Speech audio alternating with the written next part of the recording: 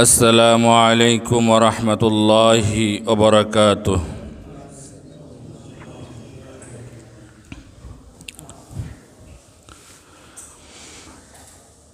إن الحمد لله نحمده ونستعينه ونستغفره ونؤمن به ونتوكل عليه ونعوذ بالله من شرور أنفسنا ومن سيئات أعمالنا من يهده الله فلا مضل له ومن يضلله فلا هادي له وأشهد أن لا إله إلا الله وحده لا شريك له وأشهد أن محمدًا عبده ورسوله أما بعد فقد قال الله تعالى في كلامه المجيد وفرقانه الحميد أعوذ بالله من الشيطان الرجيم بسم الله الرحمن الرحيم قل إن صلاتي ونسكي ومحياي ومماتي لله رب العالمين لا شريك له وبذلك أمرت وأنا أول المسلمين وقال تعالى في آية أخرى ولكل أمة جعلنا منسكا ليذكروا اسم الله على ما رزقهم من بهيمة الأنعام فإلهكم إله واحد فله أسلموا وبشر المخبتين وقال تعالى في آية أخرى إنا أعطيناك الكوثر فصل لربك وانحر إن شانئك هو الأبتر صدق الله العظيم إن الله وملائكته يصلون على النبي يا أيها الذين آمنوا صلوا عليه وسلموا تسليما اللهم صل على سيدنا مولانا محمد وعلى آل سيدنا مولانا محمد اللهم صل على سيدنا مولانا محمد وعلى آل سيدنا مولانا محمد আলহামদুলিল্লাহ সমস্ত প্রশংসা নিবেদন করছি সেই মহান আল্লাহ রব্বুল ইজ্জত ওয়াল জালালের, যে মহান আল্লাহ রব্বুল ইজ্জত ওয়াল জালাল আমাদেরকে তার ইবাদত করার জন্য, পবিত্র জুমআর সালাত আদায় করার জন্য প্রতি শুক্রবারের ন্যায় আজকেও বাড়িয়ারটেক জামে মসজিদে যথাসময়ে এসে উপস্থিত হওয়ার তৌফিক দান করেছেন। সেজন্য আমরা খুশি হয়ে কালেমাতুশ শুকর আদায় করি, বলি আলহামদুলিল্লাহ। আজকে জিলহজ মাসের প্রথম জুমআ। জিলহজ মাসের গুরুত্ব অনেক বেশি, এর অনেক ফজিলত রয়েছে। বিশেষ করে জিলহজ মাসের প্রথম 10 দিন অত্যন্ত গুরুত্বপূর্ণ। এই 10টা দিন, এই 10 দিনে বেশি বেশি করে আল্লাহর জিকির করতে হয়, জিকির করা উচিত, তাসবিহ তাহলিল পাঠ করা উচিত, বেশি বেশি কোরআন তেলাওয়াত করা উচিত, তাকবীর প্রদান করা উচিত। তাকবীরটা কি? আল্লাহু আকবার, আল্লাহু আকবার, লা ইলাহা ইল্লাল্লাহু, আল্লাহু আকবার, আল্লাহু আকবার, ওয়ালিল্লাহিল হামদ। জিলহজ মাসের 9 তারিখ ফজর থেকে নিয়ে 13 তারিখ আসর পর্যন্ত প্রত্যেক ফরজ সালাতের পরে এই তাকবীরটা তো দেবই, বরং জিলহজ মাস শুরু হলেই উচিত হচ্ছে, সুন্নাহের দাবি হচ্ছে বেশি বেশি তাকবীর প্রদান করা। সেটা শুধুমাত্র মসজিদেই নয়, বরং মসজিদে, মসজিদের বাহিরে, ঘরে, দোকানপাটে, হাটে তো বেশি বেশি করে তাকবীর প্রদান করা উচিত। কিন্তু আমরা অনেকে জানি না, এই আমলটা হয় না। কি হয়? পবিত্র একটা উৎসবকে কেন্দ্র করে হাট বসেছে, সেই হাটে অনেক জায়গায় গান বাজিয়ে দেওয়া হয়, অশ্লীল গান, যেই গানের সাথে এই ঈদের, এই পবিত্র উৎসবের ন্যূনতম কোনো সম্পর্ক নাই। বরং উচিত ছিল জোরে জোরে তাকবীর প্রদান করা। সাহাবীরা মসজিদে যেরকম আওয়াজ করে তাকবীর পড়তেন, তাকবীর দিতেন, ঘরেও তাকবীর দিতেন, রাস্তায় তাকবীর দিতেন, বাজারেও তাকবীর দিতেন, আল্লাহ তাআলার বরত্ব ঘোষণা করতেন। সুবহানাল্লাহ। এই মাসের আরেকটি আমল হচ্ছে সিয়াম সাধনা করা। জিলহজ মাসের 1 তারিখ থেকে নিয়ে 9 তারিখ পর্যন্ত প্রতিদিনই সিয়াম সাধনা করলে সেটা ভালো।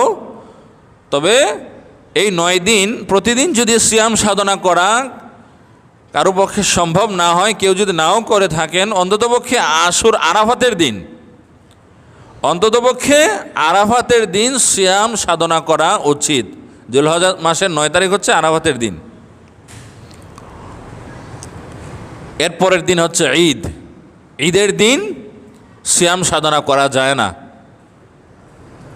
ওই দিন মানুষ গোশত খাবে, আল্লাহর শুকরিয়া আদায় করবে, সেটাই হচ্ছে তার উৎসব, সেটাই তার ইবাদত। সুবহানাল্লাহ। ইবাদত সেটা কোনো মন গড়া ব্যাপার নয়, সেটা হচ্ছে আল্লাহ তাআলা যখন যেভাবে যা করতে বলেছেন সেটাই ইবাদত। সিয়াম সাধনার মাসে সিয়াম সাধনা করা যেরকম ইবাদত, যেই দিনগুলোতে সিয়াম সাধনা করা নিষেধ, ওই দিনগুলোতে সিয়াম সাধনা না করা হচ্ছে ইবাদত। সুবহানাল্লাহ। এরপরে কিছু হাদিস অধ্যয়ন করলে পরে বোঝা যায় জিলহজ মাসের এই 10 দিন চুল কাটা, নখ কাটা, এগুলো থেকে বিরত থাকা উচিত, বরং জিলহজ মাস আসার আগেই চুল নখ কেটে ফেলা উচিত। তো জিলহজ মাস তো চলে এসেছে, তো আপনারা যারা চুল নখ কাটেন নাই, আর ঈদের আগে না কাটলেই ভালো। ঈদের পরে, পশু জবে করার পরে পরে চুল নখ কাটা যেতে পারে। তবে এই হাদিস নিয়েও বিভিন্ন ওলামায়ে কেরামদের মধ্যে বিভিন্ন মতভেদ আছে, এইগুলোর মান কতটা সহি এগুলো নিয়ে কিছু কথাবার্তা আছে। তবে অনেক হাদিসে আছে, তো অনেক ওলামায়ে কেরামই বলেন যে এই জিলহজ মাসের প্রথম 10 দিন চুল নখ না কাটাই ভালো। আমরা সে আমলটা করার চেষ্টা করব। আল্লাহ তাআলার কাছে দোয়া করি আমরা যেন জিলহজ মাসের যে মর্যাদা সেটা অনুধাবন করে সে অনুযায়ী যেন আমল করতে পারি। আমরা বলি আল্লাহুম্মা আমিন। জিলহজ মাসের আজকে প্রথম জুমা, তাই জন্য কোরআন এবং হাদিসের আলোকে কোরবানি বিষয়ক আলোচনা আমরা করব। ওমা তাওফিক ইল্লা বিল্লাহ। কোরবান শব্দের শাব্দিক অর্থ হচ্ছে নৈকট্য অর্জন করা, স্যাক্রিফাইস করা, আত্মত্যাগ করা।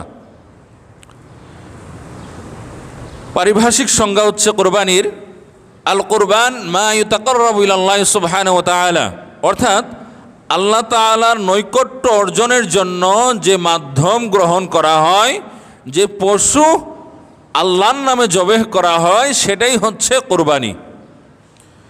এই সংজ্ঞাটা আরেকটু ভিন্নভাবে দেওয়া যেতে পারে, সেটা হচ্ছে নির্দিষ্ট মাসে, নির্দিষ্ট দিনে, নির্দিষ্ট সময়ে নির্দিষ্ট জন্তুকে আল্লাহ তাআলার নৈকট্য লাভের উদ্দেশ্যে জবেহ করাকে কোরবানি বলা হয়।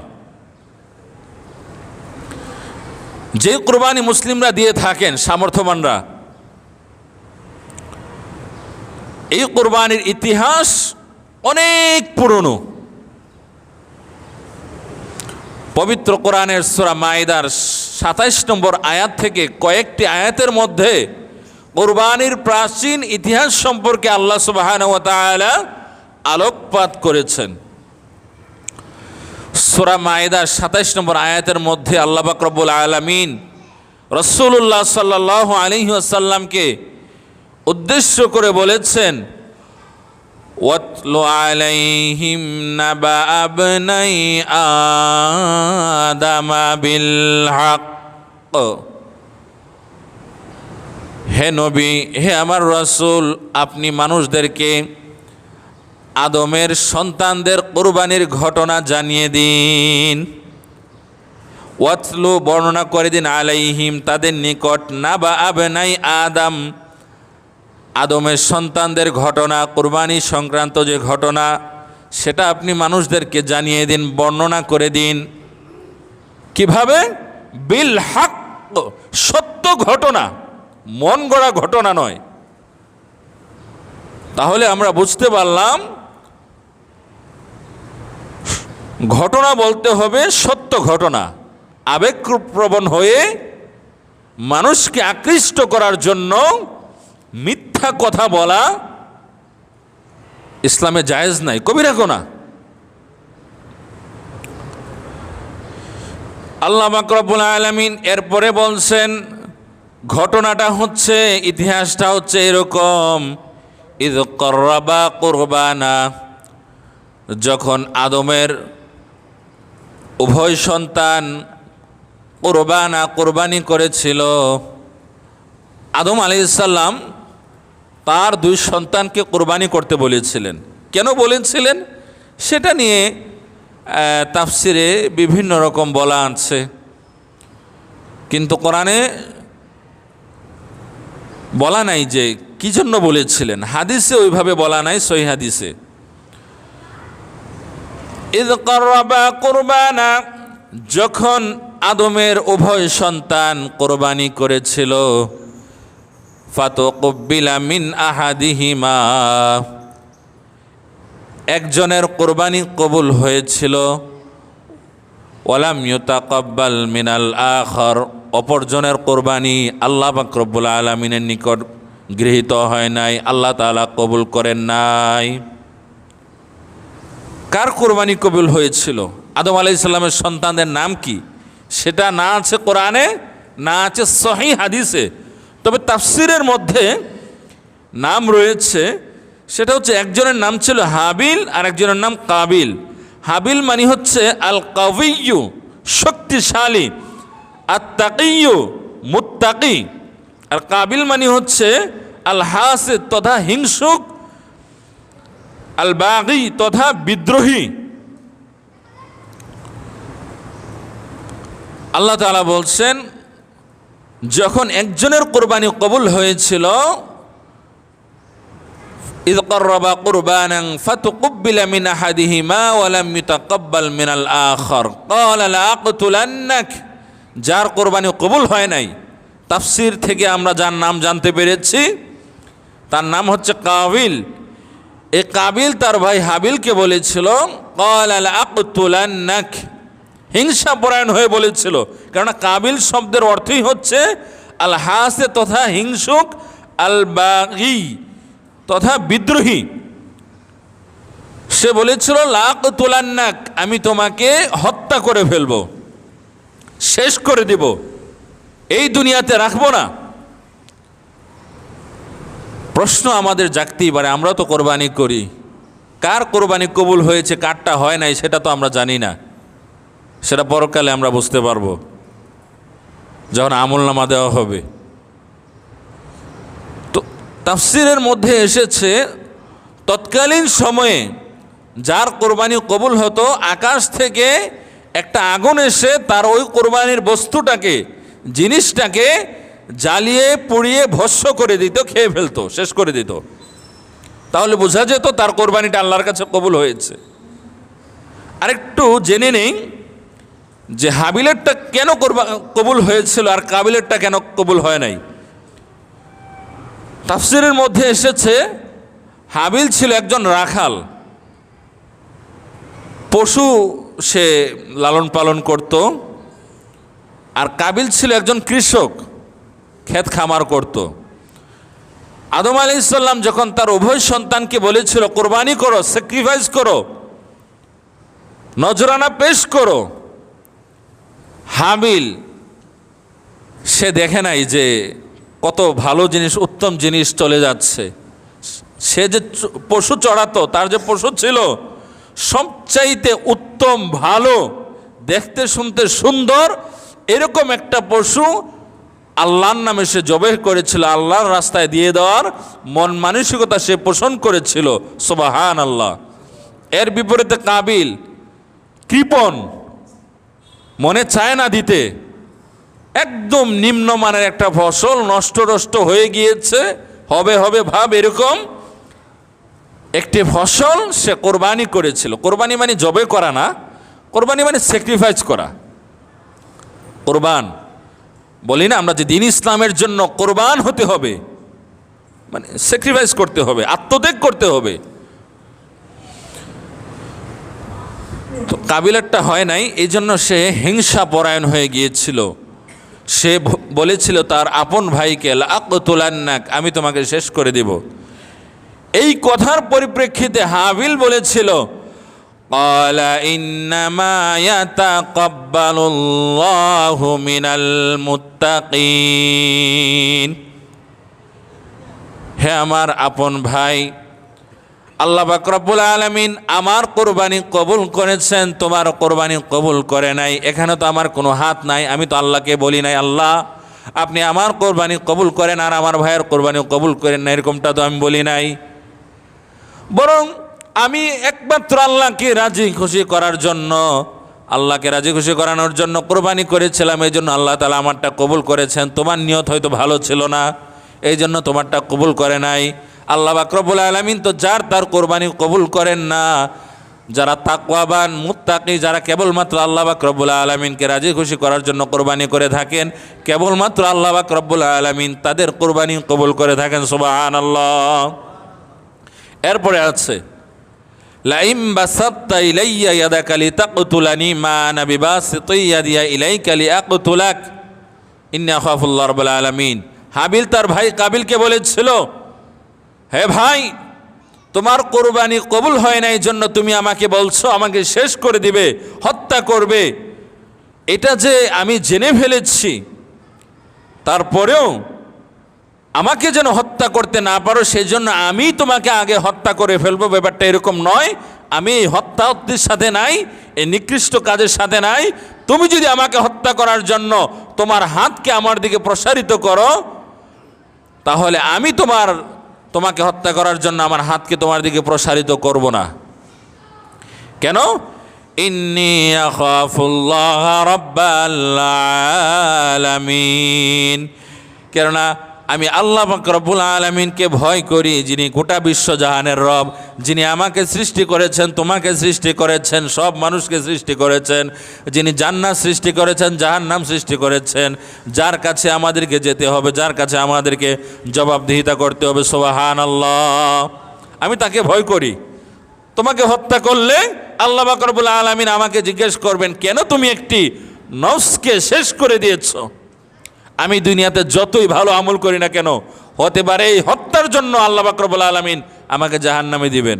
এই হত্যা উক্তির সাথে আমার নাই। তুমি নিজেও যদি বিরত থাকো হত্যা করা থেকে, সেটাও তোমার জন্য মঙ্গল। কিন্তু কাবিল তার ভাই হাবিলকে মেরে ফেলেছিল, হত্যা করেছিল।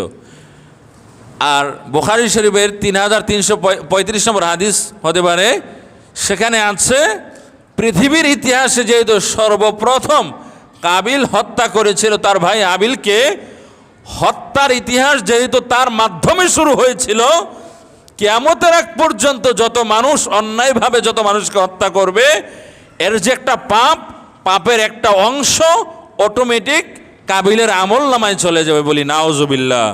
কেন? এই খারাপ রাস্তাটা সেই দেখিয়েছে। এখান থেকে বোঝা যায়, কোরআন হাদিস অধ্যয়ন করলে পরেও বোঝা যায়, কেউ যদি কোনো খারাপ রাস্তা মানুষকে দেখায়, খারাপ কাজে প্রচলন করে, এই খারাপ কাজটা যত মানুষ করবে অটোমেটিক তার আমল নামায় এর একটা অংশ চলে যাবে। তাহলে আমরা এমন কোনো কাজ করব না যেই কাজ পাপের কাজ, আমি এটা করে মারা গেলাম, এরপর এটা চালু থাকলো, মানুষ খারাপ কাজ করলো, তাহলে আমার আমল নামায় এই খারাপের একটা অংশ যাবে। এর বিপরীতে হাদিসে আছে, ভালো কাজ করো, সদকায়ে জারিয়া করো, মাতা পিতার জন্য সদকা করো, টিউবওয়েল বসাও, মসজিদে ফ্যান দাও। ফ্যানের কথা হাদিসে নাই, মানে সব ভালো কাজের কথা বলা আছে আর কি। এগুলো তো ভালো কাজেরই অন্তর্ভুক্ত। তবে নলকূপ বসানোর মানে পানির ব্যবস্থা করা, এই ধরনের কথা বলা আছে। মানব সেবা করা, দিনের খেদমত করা। আপনি মসজিদে একটা ফ্যান দিলেন, যত মানুষ যতদিন উপকৃত হবে, একটা অংশ সওয়াবের একটা অংশ আপনি পেতেই থাকবেন। সুবহানাল্লাহ। বাবা মার জন্য আপনি সদকা করলেন, একটা অংশ পাবেন, তারা পাবে। তো আমরা যে কোরবানি করি, সেটা আদম আলাইহিস সালামের 2 সন্তান হাবিল এবং কাবিল যে কোরবানি করেছিল, সেটাকে অনুসরণ করতে গিয়ে আমরা করছি না, বরং মুসলিম জাতির পিতা সাইয়েদনা ইব্রাহিম আলাইহিস সালাম, তিনি যে আত্মত্যাগ করেছিলেন, আল্লাহ তাআলার পরীক্ষায় উত্তীর্ণ হয়েছিলেন, সেটাকে সম্মান করতে গিয়ে, সেটাকে স্মরণ করতে গিয়ে, আল্লাহ তাআলার বিধান পালন করতে গিয়ে আমরা কোরবানি করে থাকি। সুবহানাল্লাহ। কারণ আল্লাহ তাআলা বলেছেন, ওয়া তারাকনা আলাইহি ফিল আখিরিন, সূরা সাফফাতের মধ্যে আছে। ইব্রাহিম আলাইহিস সালামের ঘটনা উল্লেখ করে তিনি যে পরীক্ষায় উত্তীর্ণ হয়েছিলেন, সেটা বলার পরে বলা আছে, ওয়া তারাকনা আলাইহি ফিল আখিরিন, কোরবানির এই বিধান আমি পরবর্তী প্রজন্মের জন্য রেখে দিয়েছি। সেদিকে আসব। আল্লাহ পাক রব্বুল আলামিন সূরা হজের 34 নম্বর আয়াত, সে আয়াতের মধ্যে আল্লাহ পাক রব্বুল আলামিন বলছেন, ওয়ালিকুল্লি উম্মাতিন জাআলনা মানসাকাল লিয়াযকুরু ইসমাল্লাহ। সূরা হজের 34 নম্বর আয়াত, সেখানে আল্লাহ তাআলা বলছেন, ওয়ালিকুল্লি উম্মাতিন জাআলনা মানসাকাল লিয়াযকুরু ইসমাল্লাহ। প্রত্যেক উম্মতের জন্য আমি কুরবানির এই বিধান দিয়ে দিয়েছি। সুবহানাল্লাহ। সব যুগে কোরবানি ছিল, সব নবী রাসূলরা কোরবানি করেছিল, নবীদের অনুসারীরা কোরবানি করেছিল। শুধু কোরবানি করেছিল তা নয়, নবী রাসূলরা এবং তাদের অনুসারীরা সালাত কায়েম করেছিল, সিয়াম সাধনা করেছিল, কোরবানি করেছিল। হ্যাঁ, আমাদের কোরবানির সাথে, আমাদের সিয়াম সাধনার সাথে, আমাদের সওমের সাথে তাদের সিয়াম সাধনা, কোরবানি, সওমের পার্থক্য থাকতে পারে, কিন্তু এই আমলগুলো প্রত্যেক যুগে ছিল। وجعلناهم أئمة يهدون بأمرنا وأوحينا إليهم فعل الخيرات وإقام الصلاة وإيتاء الزكاة وكانوا لنا عابدين।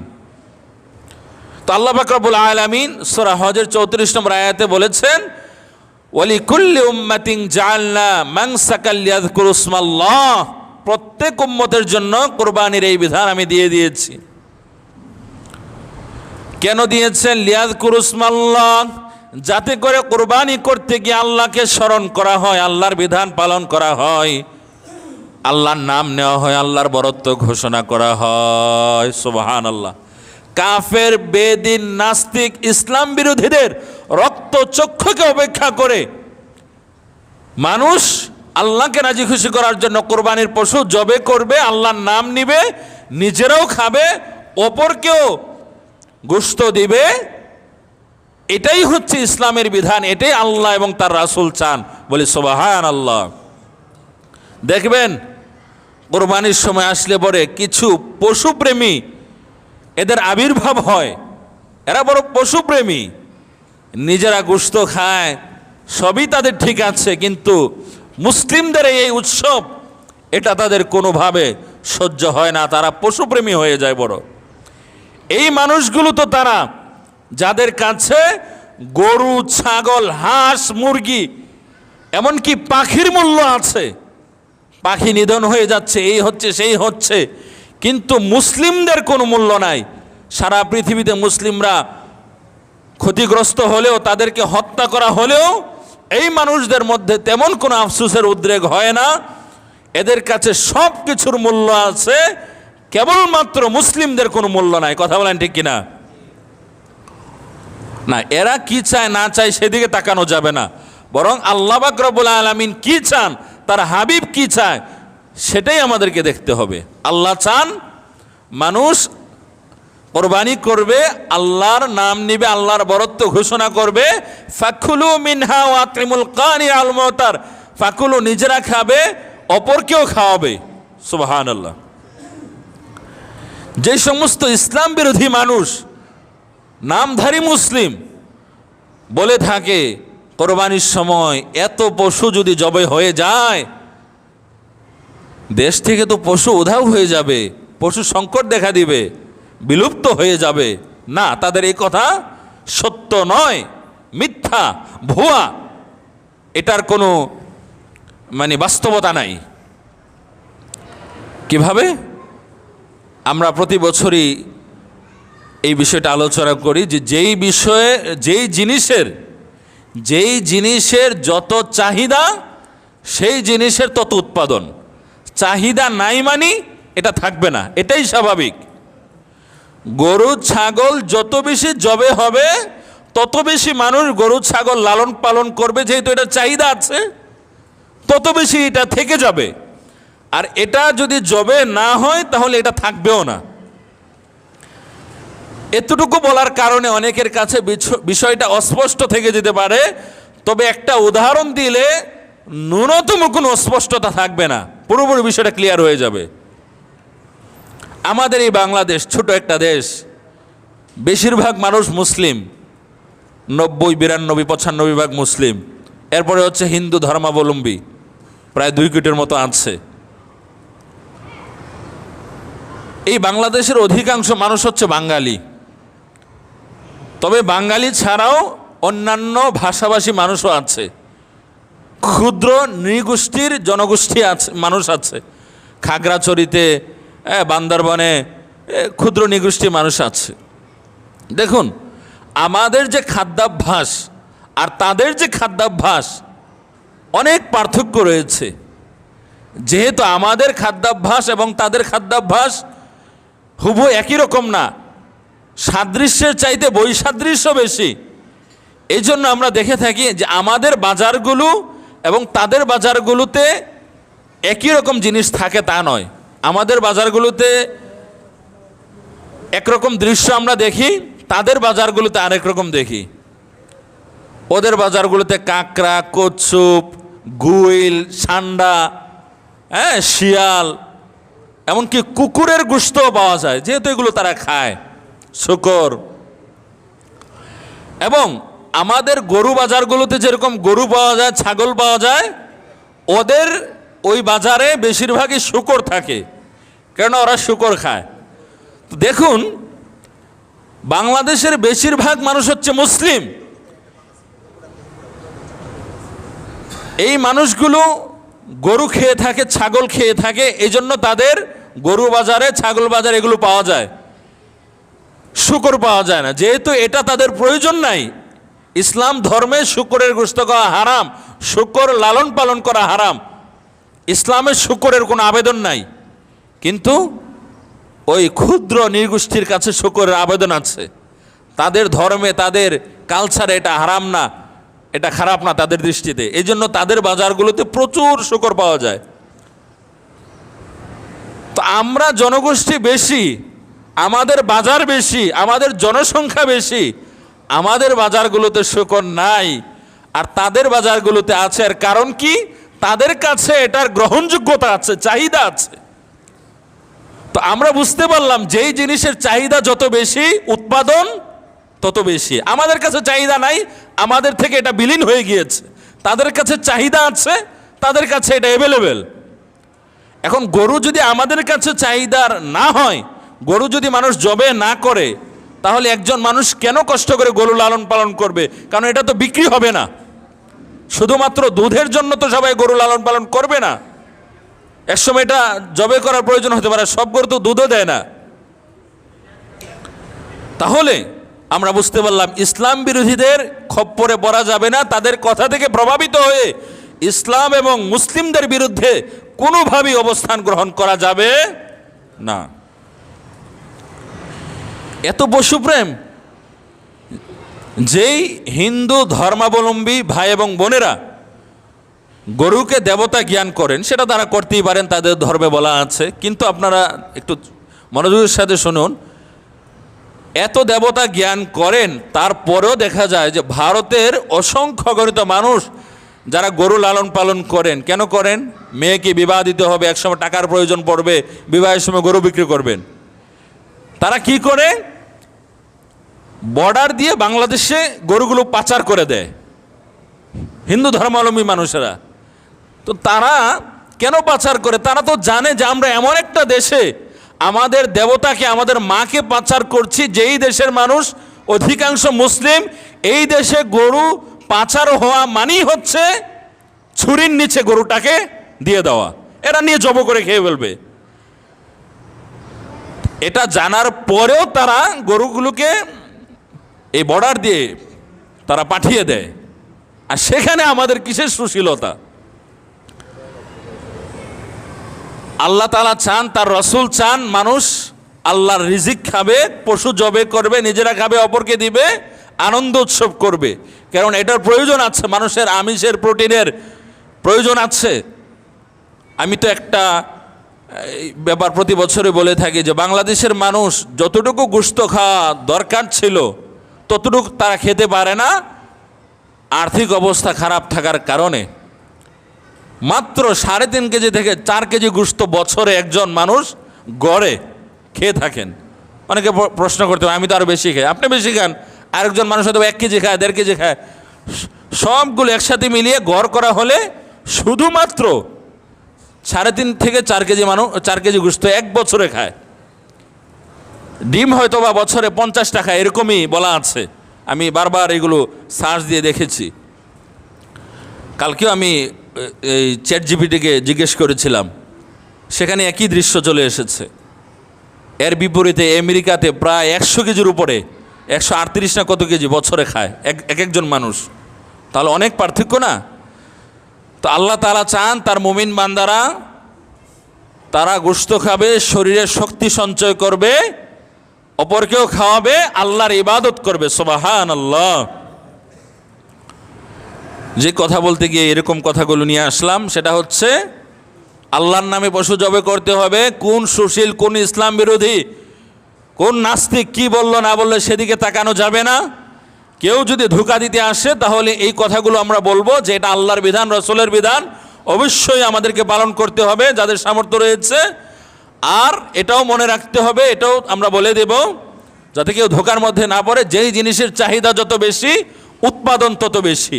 চাহিদা নাই, প্রয়োজন নাই, এটা থাকবে না।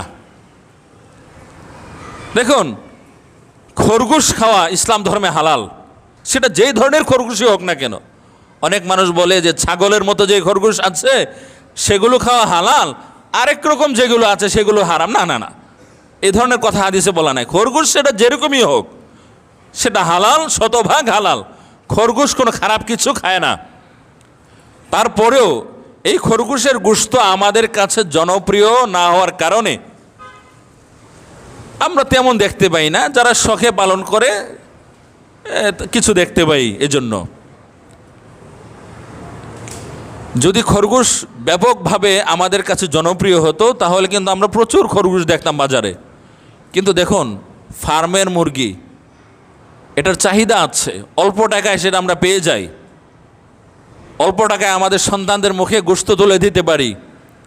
এই জন্য দেখবেন বাজারে গেলে সারাদিনই মুরগি জবে হচ্ছে। আপনি মুরগি পাবেনই, একটা দোকানে না পেলে আরেক দোকানে পাবেন। এত জবে হচ্ছে, তারপরেও এটার আপনি পাচ্ছেন কেন? এটার চাহিদা আছে, এটার উৎপাদন আছে। তাহলে এতক্ষণ যে আমরা শুনলাম, আমরা বুঝতে পারলাম যে হ্যাঁ, গরু যদি আমরা চাই যে বেশি বেশি থাকুক তাহলেই বেশি বেশি জবে করতে হবে, এটা থাকবে, নাহলে থাকবে না। আগে এক ধরনের ইসলাম বিরোধী মানুষ বলতো যে এত বেশি বেশি গরু জবাই করলে মানে শেষ হয়ে যাবে, আর হাল চাষ কীভাবে করা হবে, হাল চাষের জন্য গরু পাওয়া যাবে না। এখন ওই দিন নাই। আগে আমরা দেখতাম ছোটোবেলায় গরু দিয়ে হাল চাষ করা হতো, গরুর অবস্থা তো খুবই খারাপ হয়ে যেত। আপনারা অনেকে করেছেন বাধ্য হয়ে, এছাড়া বিকল্প কিছু ছিলও না। কিন্তু বর্তমান এই তথ্য প্রযুক্তির যুগে মানুষ সাধারণত গরু দিয়ে হাল চাষ করে না। এখন মানুষ গরু দিয়ে হাল চাষ করলে ওই মানুষটাকে মানুষ খারাপ মনে করে যে এর মধ্যে আল্লাহ কোনো দয়া মায়া দেয় নাই। এখন উন্নত প্রযুক্তি চলে এসেছে, হাল চাষ করার মেশিন চলে এসেছে। এই সময়ে গরু দিয়ে, মহিষ দিয়ে হাল চাষ যে কোথাও হয় না সেটা আমি বলবো না, হয়, কিন্তু এখন অনেক মানুষই এটাকে ভালো চোখে দেখে না। তাহলে সূরা হজ্জের 34 নম্বর আয়াতের আলোকে আমরা বুঝতে পারলাম আল্লাহ তাআলা কোরবানির বিধান দিয়েছেন এই জন্য, লিয়াযকুরুসমাল্লাহ, কোরবানি করতে গিয়ে মানুষ যেন আল্লাহকে স্মরণ করে, আল্লাহর নাম নেয়, আল্লাহর বরত্ব ঘোষণা করে। কোনো ইসলাম বিরোধীদের কথায়, প্রপাগান্ডায় তারা বিভ্রান্ত হয় না। আল্লাহর নাম নিতে হবে পশু জবাই করতে গিয়ে। আল্লাহর নাম পশু জবাই করতে গিয়ে না নেওয়া হলে ওই পশুর গোশত খাওয়া যাবে না, ওটা হারাম। আল্লাহ তাআলা বলেছেন, ওয়ালা তাকুলু মিম্মা লাম ইযকার ইসমুল্লাহি আলাইহি ওয়া ইন্নাহু লাফিসক, ওই পশুর গোশত তোমরা খাবে না যেই পশু জবাই করতে গিয়ে আল্লাহকে স্মরণ করা হয় নাই, মানে আল্লাহর নাম নেওয়া হয় নাই। ওয়া ইন্নাহু লাফিসক, সেটা পাপাচার। সেই গোশত খেলে তুমি অন্যায় করবে, অপরাধ করবে। একটা পশু, তারও জীবন আছে। হ্যাঁ, অনেকে বলে যে আমার জীবন রক্ষার জন্য আরেকটা জীবন শেষ করে দেওয়া। হ্যাঁ, এজন্য তো আল্লাহর শুকরিয়া আদায় করতে হয়, কৃতজ্ঞতা আদায় করতে হয়। মানুষের যেরকম প্রাণ আছে, অনুভূতি আছে, ক্ষুধা আছে, ভালো লাগা খারাপ লাগা আছে, একটা পশু পাখিরও আছে। সে তার আবেগ, ভালোবাসা, অনুভূতি, আনন্দ ভিন্নভাবে তার ভাষায় সে প্রকাশ করে, কিন্তু তারও জীবন আছে। তো একটা জীবন আমি আমার জন্য নিয়ে নেব, আমার চাহিদা পূরণ করার জন্য, শক্তি অর্জনের জন্য, আর সেখানে আল্লাহর নাম নেব না, এটা আল্লাহ তাআলা বরদাস্ত করবেন না। যে আমার একটা সৃষ্টিকে তুমি শেষ করে দিবা, শেষ করো, তোমার জন্যই তো পশু পাখি, গরু, ছাগল আমি বানিয়েছি, কিন্তু তুমি একটা জান নিয়ে নিবা আর আমাকে স্মরণ করবা না, আমার বিধান স্মরণ করবা না, এটা উচিত হবে না, এটা গুনাহ হবে। সব কিছু আসলে মানুষের জন্যই, আমরা যত যাই কিছু বলি, এই জন্য তো মানুষ আশরাফুল মাখলুকাত।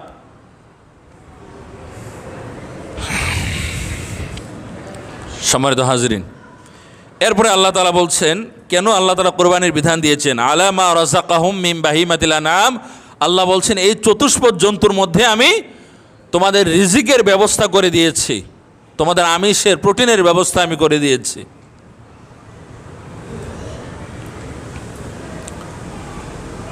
হযরত আদম আলাইহিস সালামের 2 সন্তান কোরবানি করেছিল, তবে আমরা কোরবানি করি ইব্রাহিম আলাইহিস সালামের ত্যাগকে অনুসরণ করতে গিয়ে আল্লাহ তাআলা বলেছেন কোরবানি করো। আর মক্কার কাফেররাও জাহিলি যুগেও মক্কার কাফেররা কোরবানি করত, তারা কুসংস্কার পন্থায় করত, কিন্তু করত। শুধু কোরবানি করত তা নয়, তারা হজ করত, তাওয়াফ করত, বাইতুল্লাহ জিয়ারত করত। তাওয়াফ করার সময় তারা ল্যাংটা হয়ে তাওয়াফ করত, বলি নাউজুবিল্লাহ, উলঙ্গ হয়ে ল্যাংটা হয়ে তাওয়াফ করত। এর কারণ জিজ্ঞেস করলে তারা বলতো পৃথিবীতে যখন এসেছি তখন কোনো কাপড় ছিল না, হাসরের ময়দানে যখন উঠানো হবে তখনও কাপড় থাকবে না, তাহলে তাওয়াফের মতো এত গুরুত্বপূর্ণ ইবাদতে কেন মানে কাপড় থাকবে, বলি নাউজুবিল্লাহ। কত নিকৃষ্ট চিন্তা ভাবনা। তারা কোরবানি করে কোরবানির মাংসটাকে, গোশতটাকে ফ্লোরের মধ্যে, বাইতুল্লাহর ফ্লোরের মধ্যে রেখে দিত, বলতো আল্লাহর জন্য এটা, আর রক্তগুলো দেওয়ালের মধ্যে মেখে দিত। তো এই কুসংস্কার পন্থায় তারা যে কোরবানি করত আর বলতো আল্লাহর জন্য আমরা কোরবানি করছি, এটার বিরোধিতা করতে গিয়ে আল্লাহ পাক রব্বুল আলামিন বলেছেন, সূরা হজের মধ্যেই আছে, লা ইয়ানালাল্লাহা লুহুমুহা ওয়ালা দিমাউহা, সূরা হজের 37 নম্বর আয়াত, যে আল্লাহ পাক রব্বুল আলামিনের কাছে তোমাদের কোরবানির গোশত এবং রক্ত পৌঁছে না, এগুলো আল্লাহর প্রয়োজন নাই, আল্লাহ খান না, পান করেন না। ওয়ালা দিমাউহা ওয়ালাকিন ইয়ানালুত তাকওয়া মিনকুম, আল্লাহ পাক রব্বুল আলামিন তোমাদের তাকওয়া দেখে থাকেন, তোমাদের খোদাভীতি দেখে থাকেন। তোমরা কেন কোরবানি করেছো? তোমরা কি লোক দেখানো কোরবানি করলা, নাকি আল্লাহকে রাজি খুশি করার জন্য কোরবানি করলা? কোরবানি করে কেউ যদি মন খারাপ করে যে আমি কোরবানি দিয়ে এত কেজি গোশত পেলাম, আরেকজন না দিয়ে পেল এত কেজি, সে তো অনেক পেয়ে গেল, এই কোরবানি তার কবুল হবে না। অথবা সন্তানরা মন খারাপ করবে শুধুমাত্র এই জন্য কেউ কোরবানি করলো, এই কোরবানিও আল্লাহর কাছে কবুল হবে না। কেবলমাত্র আল্লাহকে রাজি খুশি করার জন্য কেউ যদি কোরবানি করে সেটাই আল্লাহর কাছে গৃহীত হবে, যেটা হযরত আদম আলাইহিস সালামের এক সন্তান আল্লাহর জন্য কোরবানি করেছিল, তারটা গৃহীত হয়েছিল, সেটার মাধ্যমে আমরা বুঝতে পারলাম।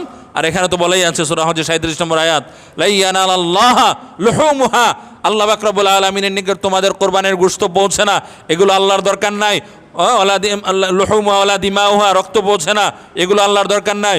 ওয়ালাকিন ইয়ানালুত তাকওয়া মিনকুম, বরং তোমাদের তাকওয়া খোদাভীতি আল্লাহর নিকট পৌঁছে। হাদিসে আছে কোরবানির দিন সবচেয়ে উত্তম ইবাদত হচ্ছে কোরবানি করাটা, রক্ত যেটা ঝরে এটাই উত্তম। ওই দিন এর চাইতে ভালো কোনো আমল মুসলিমদের জন্য আল্লাহ তাআলা দেন নাই।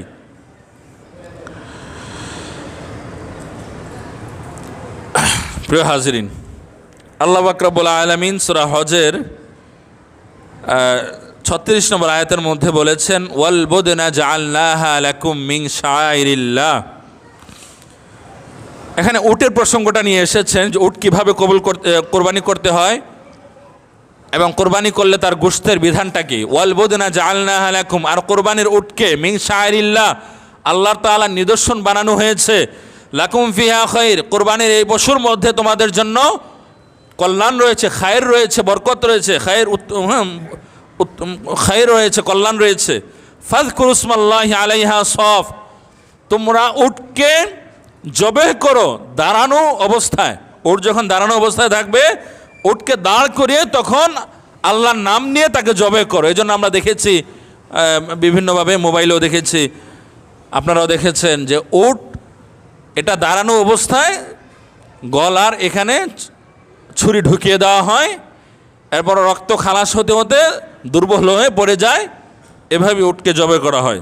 আল্লাহ বলছেন, ফাইদা ওয়াজাবাত জুনুবুহা, যখন এই কোরবানির পশুর চামড়া খালাস করা হবে, ফাকুলু মিনহা, তোমরা কোরবানির গোশত খাও, ওয়া ত্রিমুল কানে, যারা চায় না চক্ষু লজ্জা যারা চাইতে পারে না, গত বছর কোরবানি দিয়েছিল এই বছর দিতে পারে নাই, অথবা আপনার আত্মীয় স্বজন, হ্যাঁ, পাড়া প্রতিবেশী, আল্লাহ তাআলা বলছেন তাদেরকেও দাও, ওয়াল মুতার যারা চায় তাদেরকেও দাও।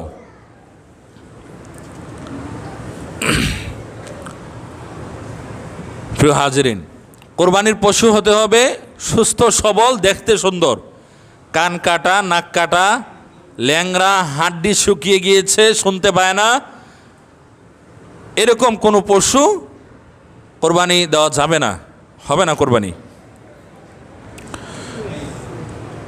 কোরবানি বিষয়ে আরও কয়েকটি আয়াত আমরা শুনি। আল্লাহ পাক রব্বুল আলামিন বলেছেন, কুল ইন্না সলাতি, প্রসিদ্ধ আয়াত, কুল বলো, ইন্না সলাতি, আমার সালাত, আমার নামাজ, ওয়া নুসুকি, আমার কোরবানি, ওয়া মাহইয়ায়া, আমার জীবন, ওয়া মামাতি, আমার মরণ, লিল্লাহি রাব্বিল আলামিন, সব কিছু আল্লাহর জন্য। সুবহানাল্লাহ, কোরবানি করতে হবে আল্লাহর জন্য।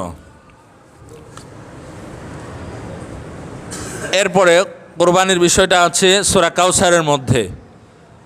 আল্লাহ পাক রব্বুল আলামিন বলছেন, ইন্না আ'তাইনাকাল কাউসার, নিশ্চয় আমি আপনাকে কাউসার দান করেছি, আপনি আপনার উম্মতদেরকে কাউসার পান করাবেন। এই সূরাটা তখন নাজিল হয়েছিল যখন রাসূলুল্লাহ সাল্লাল্লাহু আলাইহি ওয়াসাল্লামের ছেলে সন্তানগুলো একে একে মারা যাচ্ছিল। কাফেররা হাসি ঠাট্টা বিদ্রুপ করে বলেছিল, মুহাম্মদ সাল্লাল্লাহু আলাইহি ওয়াসাল্লাম তার তো কোনো বংশধর থাকলো না, কেননা আমরা জানি পুত্র সন্তানের মাধ্যমে মূলত বংশের পরিচয় থাকে। তারা বলতো যে মুহাম্মদ সে চলে গেলে তো তার বংশের বাতি জ্বালানোর মতো কেউ থাকবে না, তার যে আদর্শ সেটা প্রচার করার মতো কোনো মানুষ থাকবে না, এটা বলে তারা হাসি ঠাট্টা করত। এর পরিপ্রেক্ষিতে আল্লাহ পাক রব্বুল আলামিন সূরা কাউসার নাজিল করেছিলেন। আল্লাহ তাআলা বলেছিলেন, হ্যাঁ, ইন্না আ'তাইনাকাল কাউসার, হাবিব আমি আপনাকে হাউজে কাউসার দান করেছি। মানুষ যেরকম তার সন্তানদেরকে ভালোবেসে খাওয়ায়, পান করায়, আপনি আপনার উম্মতদেরকে পরকালে হাউজে কাউসারের পানি পান করাবেন। সুবহানাল্লাহ, আপনি মন খারাপ করবেন না।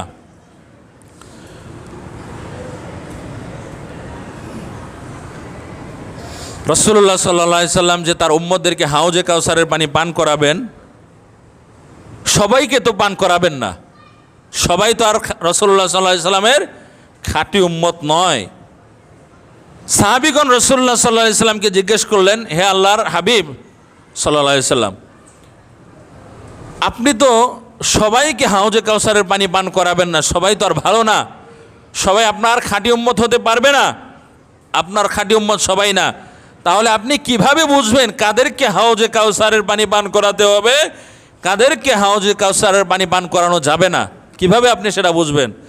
রাসূলুল্লাহ সাল্লাল্লাহু আলাইহি সাল্লাম সাহাবীদেরকে বলেছিলেন, হে আমার সাহাবীরা, যদি হাজার হাজার বকরির থাকে, বকরির পাল থাকে, সবগুলোর কালার একরকম, কিন্তু এর মধ্য থেকে কিছু বকরির কপাল সাদা, হ্যাঁ, চান কপাল, অথবা ভিন্ন কোনো পশুর উদাহরণও হতে পারে ঘোড়া, সবগুলোর কালার একই রকম, কিন্তু এর মধ্য থেকে কিছু ঘোড়ার কপাল হচ্ছে সাদা। রাসূলুল্লাহ সাল্লাল্লাহু আলাইহি সাল্লাম বললেন, পশুর সংখ্যা যতই বেশি হোক না কেন, কিছু পশু যে আরেক রকম সাদা কপালের মধ্যে, মাথার মধ্যে, চিহ্নিত করা কঠিন হয়ে যাবে না সহজ হবে? কঠিন হবে না সহজ হবে? সহজ, লাখ লাখ হলেও সহজ হয়ে যাবে, বোঝাই যাবে ওই যে একটা, ওই যে একটা, ওই যে একটা, সহজ।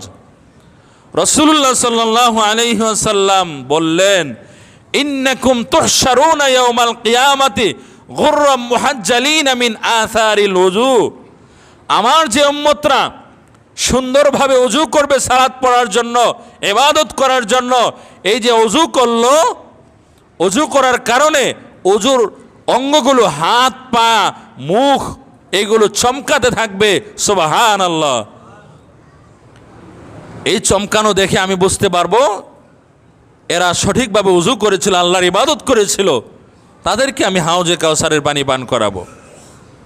কিন্তু অনেক বেদাতি আছে, শিরিককারী আছে, যারা ঠিকই সুন্দরভাবে ওযু করে, নামাজ পড়ে, এই জন্য তাদের হাতগুলো চমকাবে, পা চমকাবে, মিন আসারিল ওযু, ওযুর চিহ্নগুলো ফুটে উঠবে, রাসূলুল্লাহ সাল্লাল্লাহু আলাইহি সাল্লাম ওই সমস্ত বেদাতীদেরকে হাউজে কাউসারের পানি পান করাতে যাবেন, এমন সময় হিজাব তথা পর্দা পড়ে যাবে।